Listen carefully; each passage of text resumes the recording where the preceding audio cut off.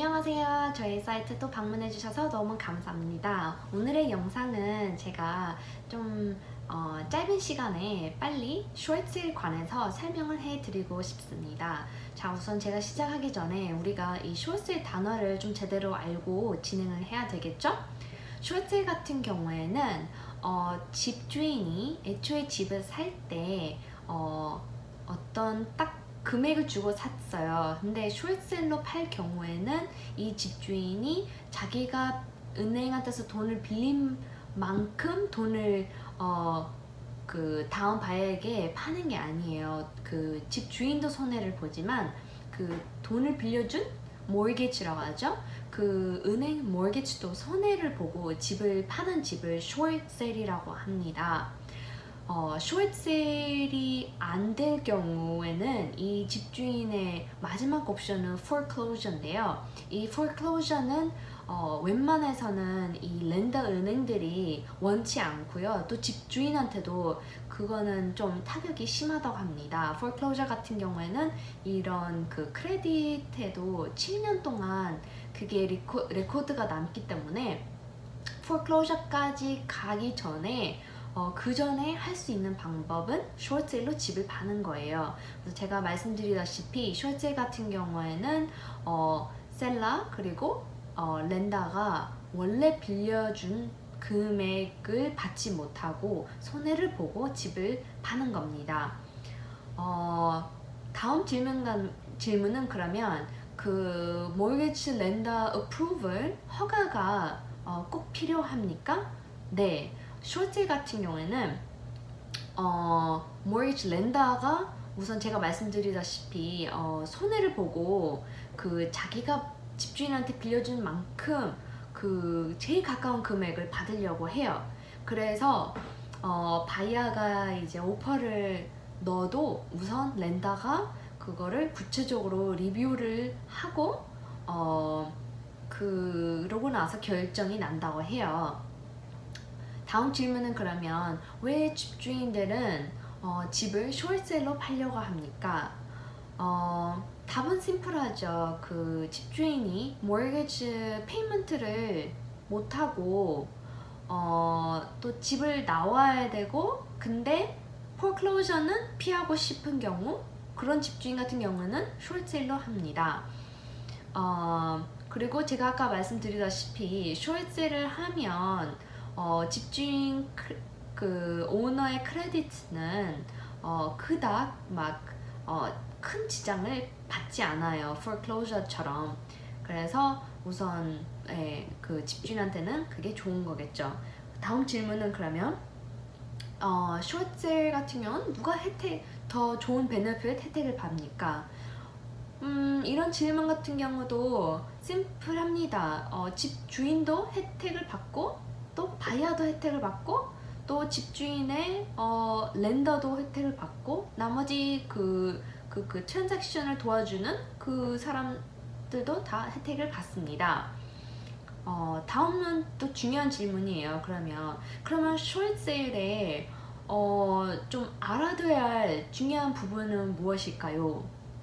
제일 중요한 부분은 일반 컨벤셔널 홈 클로징보다 숏셀 같은 경우는 훨씬 더 오래 걸린다고 우선 생각을 하셔야 됩니다. 렌더 쪽에서 이제 커뮤니케이션 계속 주고받고 해야 되거든요. 그래서 그런 은행 같은 경우는 답을 빨리 안 할 경우가 많아요. 그래서 한 2달, 3달, 4달까지 걸릴 수가 있다고 봅니다. 그리고 이제 우리가 집을 살 때 늘 as is라고 하는데요. 그 as is라는 게 말 그대로 그 자체라는 뜻이거든요. 그래서 바이어가 집을 사기 전에 제일 먼저 하는 거는 당연히 그 집을 가서 보는 거겠죠. 그래서 숏셀 같은 경우에는 정말 말 그대로 그 자체로 산다 이러거든요.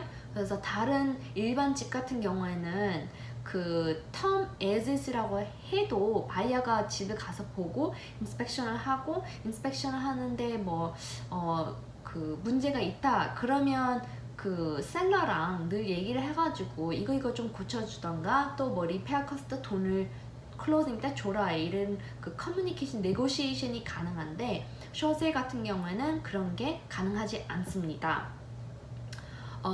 다음 또 부분은 알아야 할 게 숏세일 같은 경우에는 집주인이 안 그래도 지금 은행 돈을 못 내고 나오는 거기 때문에 클로징 커스 같은 경우에도 셀러가 다 내지 못하는 경우가 많아요. 그래서 그런 경우에는 이 은행 쪽에서 우리도 이 클로징 커스트 안 내줄 테니 바이어가 내야 된다라는 그런 요구사항이 많아요. 그래서 그것도 꼭 알아야 되는 거고요.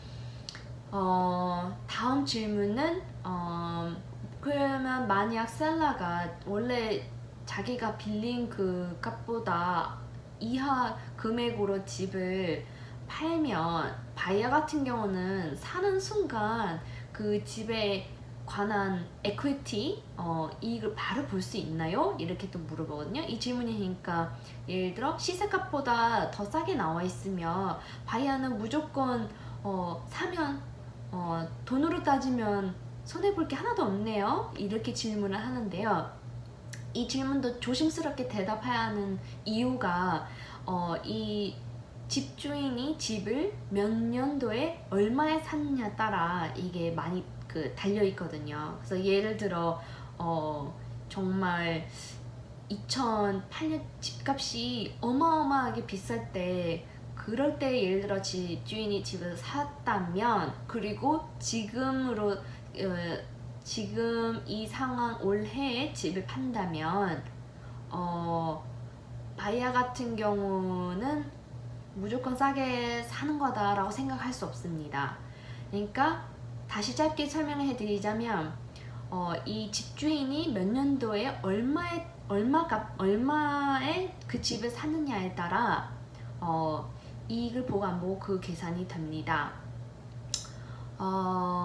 그리고 다음 이제 마지막 질문 또 이런 것도 물어봐요. 바이어들이 그러면 숏세일 집 같은 경우는 제가 바이어로서 혼자 그냥 쉽게 살 수 있을까요? 이렇게 물어보는데 리얼터로서 제가 해드릴 수 있는 말은 우선 혼자 이렇게 바이어 에이전트 없이 집을 사는 거는 제가 개인적으로 추천을 안 해드려요.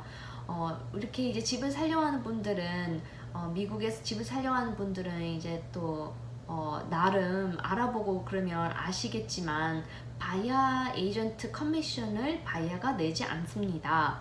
다 셀러가 내기 때문에 바이어가 집을 살 경우에 바이어 에이전트를 두고 같이 집을 살 수 있게끔 이런 에이전트를 세우는 게 굉장히 중요하다고 봅니다. 그런 에이전트가 중요한 일들은 다 해주고 또 그 은행과 커뮤니케이션 같은 경우도 그 역할을 에이전트가 중간에서 다 해주기 때문에 바이어로서는 에이전트를 안 둘 이유가 없을 거라고 보시면 됩니다.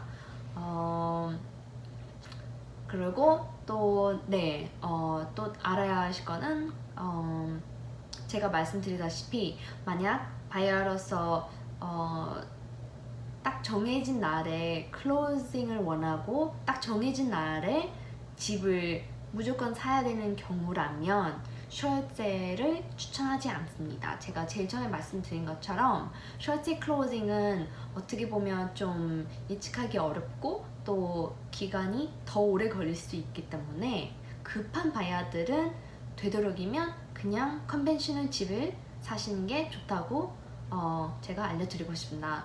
네, 그러면 오늘 영상도 이렇게 봐주셔서 감사하고 제가 또 다음 토픽을 가지고 또 다음 영상에 제가 만나도록 하겠습니다. 감사합니다.